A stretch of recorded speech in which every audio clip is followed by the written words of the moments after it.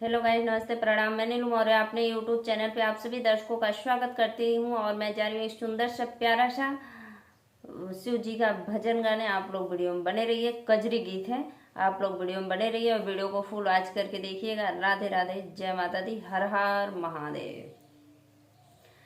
ये गौरा चली जाना ई हरवा हमारा गो मनाई के।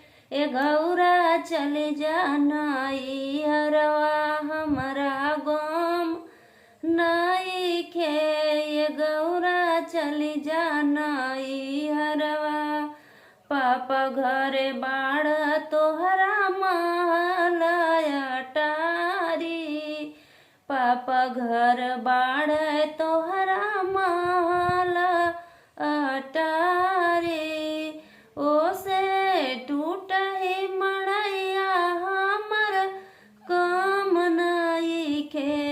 ओसे टूट ही मड़ैया हमर काम नाई के। ए गौरा चली जाना ई हरवा हमारा गोम नाई के। ये गौरा चली जाना ई हरवा हमारा गोम नाई के। ये गौरा चली जाना ई हरवा पापा घर बाट तोहरे पूड़िया मिठाइया। पापा घर बाटे तोहरे पूड़िया मिठाइया। ओसे भंगिया के गोला हमर काम नाई के। ओसे भंगिया के गोला हमर काम नाई के।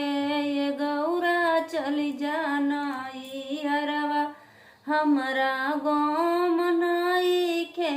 ये गौरा चली जाना ई हरवा पापा घर बाड़े तोहरे गैया भैसिया। पापा घर बाड़े तोहरे गैया भैसिया। ओसे बूढ़वा बयलवा हमर काम नाई के। ओसे बूढ़वा बयलवा हमर काम नाई के। ए गौरा चली जाना ई हरवा हमारा गोम नाई के। ये गौरा चली जाना ई हरवा हमारा गोम नाई के। पापा घर बाढ़ तोहरे सखिया सहेलिया।